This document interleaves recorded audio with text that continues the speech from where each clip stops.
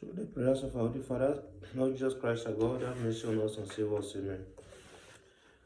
Kindly subscribe to this video for you to listen to daily messages from the true Orthodox Church.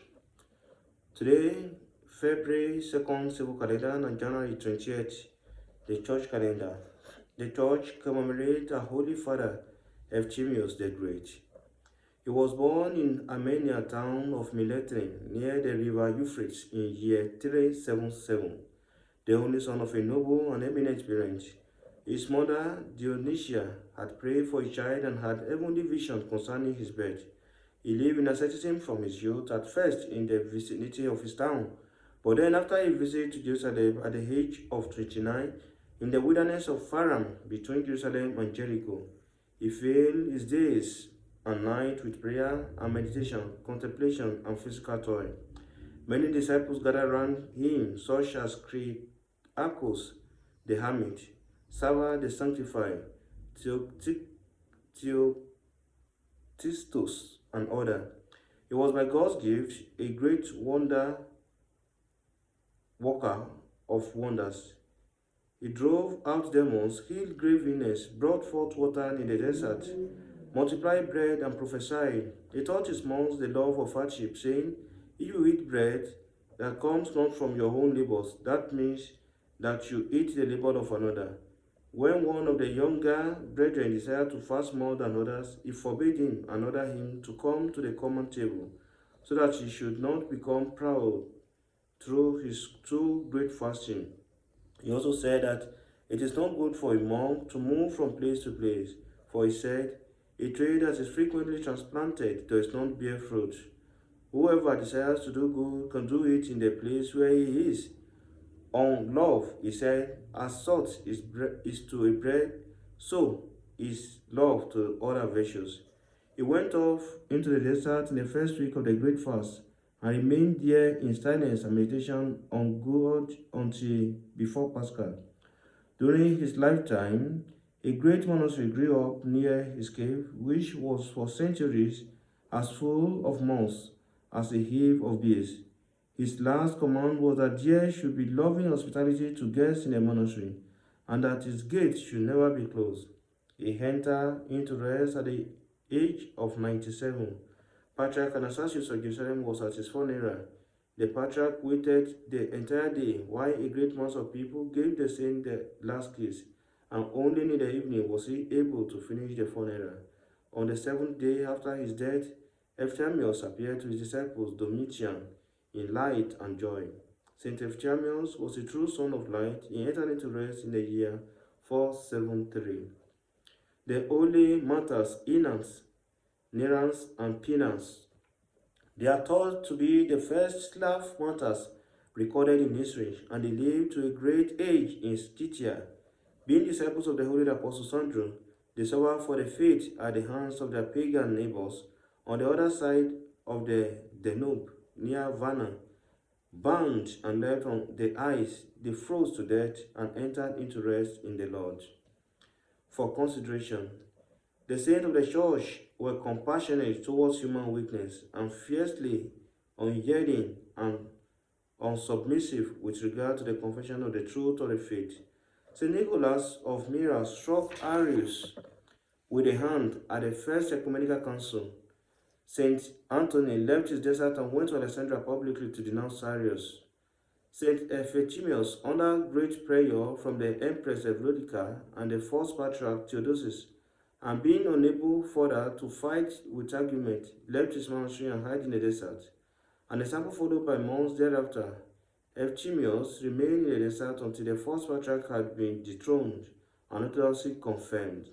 And when agitation was spread in Jerusalem in the emperor's name against the Fourth Ecumenical Council, which had taken place in Chalcedon, and when the entire population was growing in terror of the heretics, then Saint Theodosius the Great, already burdened with years, came as the fearless soldier of Christ. He was to Jerusalem, went into one of the great churches, mounted the steps, and gesticulating with his arms, said to the people, "If a man does not revere the four ecumenical council, as he does the four gospels, let him be anathema, accursed. All his hearers were deeply impressed by these words, and none of these heretics dared speak against him. Thank you for listening, and may God bless you. From the consideration today, you could see how people were loyal to the one true universal Catholic Orthodox Church in the early century. Universal Catholic Orthodox Church being the only church created by the apostles from the day of the Pentecost up to year 1054, when the Roman Catholic separated from the true church, the Western church separated and added the word Roman to the church, and it ceased being universal since the introduction of the Roman has been added into it. We can see how people suffered persecutions, how martyrs were being killed for Christ, for the faith, for the one faith, the true Orthodox Church. That was the only church that lasted the whole year of 1054 years. There was no any other church. But as we've read severally in the Gospels and the Epistles, that at the end, people will no longer listen to the truth, and they will gather people who will teach them what they want. And that is exactly what is happening today in the world. First, it started with the Western Church, the so-called the Romans, when they created their own Catholic Church by a Pope and added the word Roman. And later, after some years, due to some issues raised by the Pope in order to build the Roman Pontiff, to build a capital city for the Catholic Church, they then started collecting money for penances, for sins that has been committed and for the sins that are yet to be committed, and people were paying for this. And this was actually wrong because it was not biblical.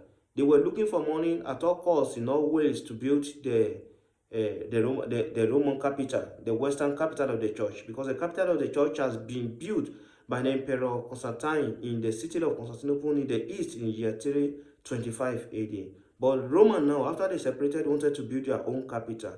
And in order to get money for that, they were taxing the members of the churches and were requesting for money in all ways possible, telling them, if you pay, the Pope will give you a letter to heaven and you will make heaven and you will not need to go to hell.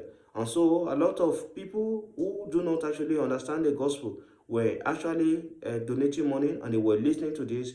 And this was went on until the father, Martin Luther, protested against this attitude and said, no, this is unbiblical.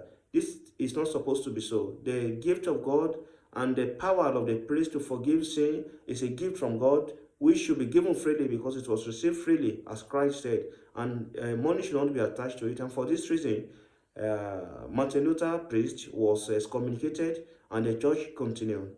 Martin Luther priest was excommunicated, and the people that were following him were referred to as Solitarian, which later founded their own church. Instead of them to come back to the true church founded by Christ, they went to actually separate themselves from the Roman Catholic. But that was not correct at all. But as if that will not be enough, when King Henry VIII of England, after giving birth to 8 girls, 8 daughters, he discovered that there was no heir successor for him, and because he doesn't have a son, so he sought approval of the Pope, because the European world then, the English church was still under the Rome. So he sought for the approval of the Pope that he should divorce his wife. The Pope should give him the authority to divorce his wife and get another one married. But the Pope refused him. So for that reason, the King of England also told the Pope that, oh, if you are not going to do that, then forget about us. We are even big enough to be on our own. So we will make our own church independent, and it's going to be a Church of England. It's no longer to be under the Roman Empire. So the Church of England came up there, and thereafter, as events unfold, everybody now start to change things to suit their purpose, to suit their ways. They started modifying things. This was not allowed. You can imagine in the life of the saints we read today. It wasn't allowed in those days. In 1054 years, it was not allowed. So people stick to the teachings of the apostles for 1054 years. But when the Romans separated, Martin Luther or the Lutheran Church were bringing innovations into their churches, because Roman also started bringing innovations into the churches. And what you have with the England Church also bring innovation into their churches. And what happened next? After the England does that, some people look at it and said, "Oh, this is not right. This is not correct. What are you trying to do? This is a taboo. This is not supposed to be so." So some other group also came up and said it is not right. So they have a better method of doing things, and the method being used then by the Church of England was not okay, so the group also came up and founded their own, which we called the Methodist Church. So those ones also came up. The Methodists came up, and what have you? After some time, some people now said, this thing is not supposed to be so. The Mohammedanism rise up in 622. Moravians, they also came up in 1457. And the Anabaptists also in 1524 by the Nicholas Stock. So Lutheran, the German by the Martin Luther, that I have mentioned to you. Then the Church of England by King Henry VIII in 1534. The Church of Scotland by John Knox in 1560. And the Presbyterian, the General Assembly in 1560. So all these things continue. I will be bringing this video to an end. Maybe in the next video, I'll be able to give you details of this. But the summary of it all now is that today in our world, particularly in our country, Nigeria, you see millions of churches coming up every day and people laying claims to be the true church. But this is all false because they are all like a parasite. If you are the true church, then you must have link to the time of the apostles. The only church that has stood from the time of the apostles is the Orthodox Church. It's not even the Roman, as erroneously taught by the Romans and erroneously believed by so many people. It's not even the Romans. Because up to year 325, the Romans were still persecuting Christians. So how can the Roman then lay hold of a church? The church started in Jerusalem, and the people of the East were the ones that have the true faith at that particular time. That is the Jewish that of the lineage of the apostles, the ones that follow the apostles, are not even not a Jewish, because majority of the Jewish rejected Christ himself. So thank you for listening. In the next video, you will hear about the full details about how church actually came up. Thank you, and God bless you. Please subscribe if you have not, so that you will learn more about Christian teachings. In the name of the Father, and of the Son, and of the Holy Spirit, are one true God. Amen.